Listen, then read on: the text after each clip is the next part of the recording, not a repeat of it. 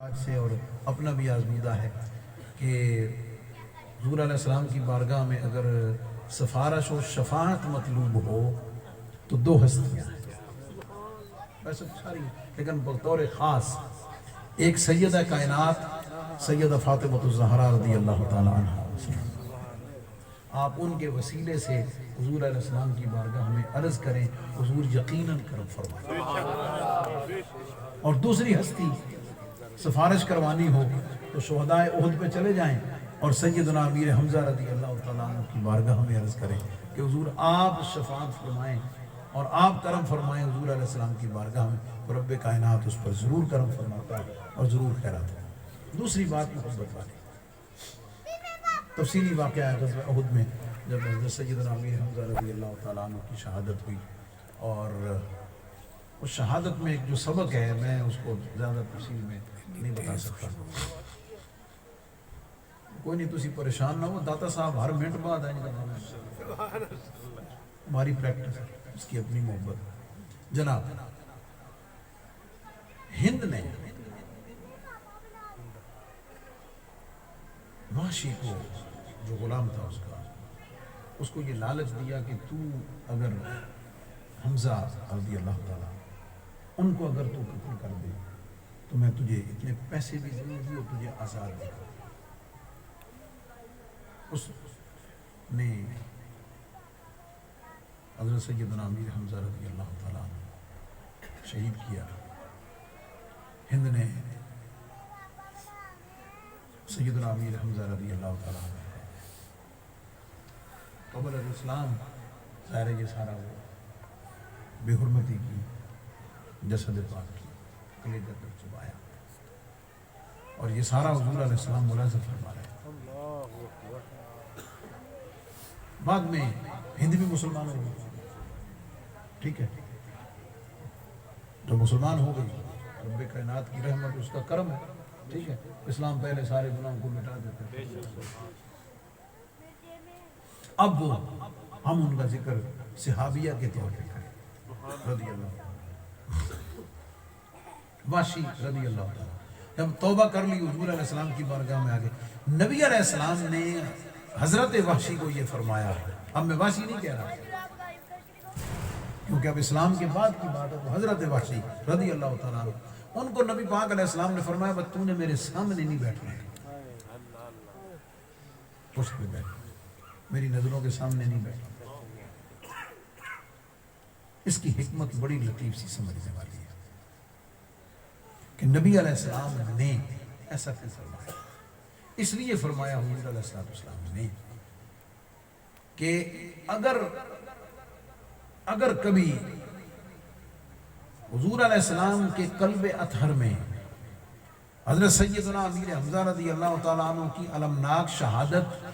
کا وہ منظر تازہ ہونے کے بعد حضور علیہ السلام اگر دل میں بھی رائی کے دانے کے برابر بھی، دل میں رائی کے دانے کے برابر بھی اگر حضرت حبشی رضی اللہ تعالیٰ عنہ کے بارے میں کچھ سوچ بھی لیتے نا تو حضرت حبشی گئے تھے۔ تو یہ نبی پاک علیہ السلام کی رحمت تھی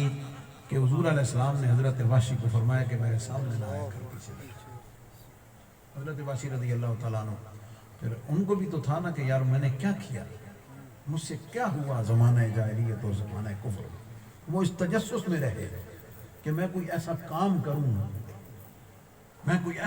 کروں کہ جو اس کا الٹرنیٹ ہو جائے، کوئی اس کا کفارہ ہو جائے، کوئی اس کی معافی تلافی کے لیے یہ ہو جائے۔ چنانچہ حضرت صدیق اکبر رضی اللہ تعالیٰ عنہ کے دور مبارک میں جب جنگ یمامہ ہوئی، مسیلمہ کذاب جس نے نبوت کا جھوٹا دعویٰ کیا، تو اس لشکر میں حضرت وحشی شامل تھے، اور حضرت وحشی نے پھر تیاری کی، انہوں نے وہ نیزہ چھوٹا جس سے حضرت سیدنا امیر حمزہ رضی اللہ تعالیٰ عنہ کو شہید، وہی نکالا، پھر اسی طرح زہر میں بجایا، پھر اسی طرح تیاری کی اور اللہ سے دعا کی کہ مولا کریم مجھے تو یہ موقع دے کہ جھوٹے نبی کو میں واصل دوں۔ چنانچہ اس جنگ میں مسیلمہ کذاب کو حضرت وحشی رضی اللہ تعالیٰ عنہ نے واصل جہنم کیا. اور پھر اس کے بعد جو ہے نا جی حضرت وحشی فرمایا کرتے تھے کہ زمانہ جاہلیت میں نے خیر الناس کو قتل کیا،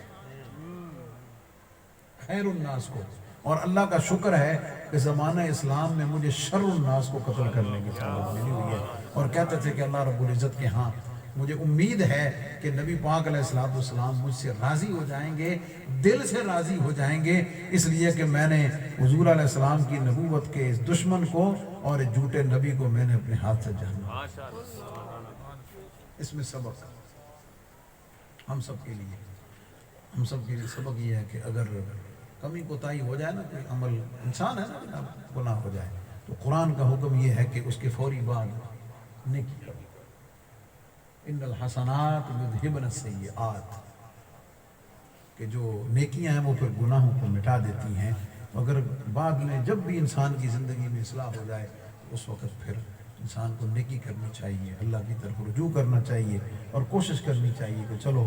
اگر یہ گناہ ہو گیا انسانی تقاضوں کی وجہ سے، توبہ بھی کرے، معافی بھی مانگے، لیکن پھر کہیں نہ کہیں اس کا کفارہ دینے کی کسی نہ کسی طرح کوشش کرے. رب کائنات ہمارے ننھے منھے شہزادے حمزہ کو زندگی، خوشی، صحت، ایمان، نبی پاک علیہ السلام کی محبت عطا فرمائے. اور میں نے شروع میں دعا کی تھی، ریپیٹ کر دیتا ہوں کہ جو محبت، جو عشق، جو وفاداری، جو جانثاری اللہ رب العزت نے حضرت سیدنا امیر حمزہ کو عطا کی، اس کی خیرات بھی عطا ہو. اور نبی علیہ السلام نے جو کرم فرمایا، حضور علیہ السلام نے جو توجہ فرمائی اور جو کرم فرمایا، رب کائنات اس کا حصہ بھی ہمارے حدیث کو عطا فرمائے. وآخر دعوانا الحمدللہ.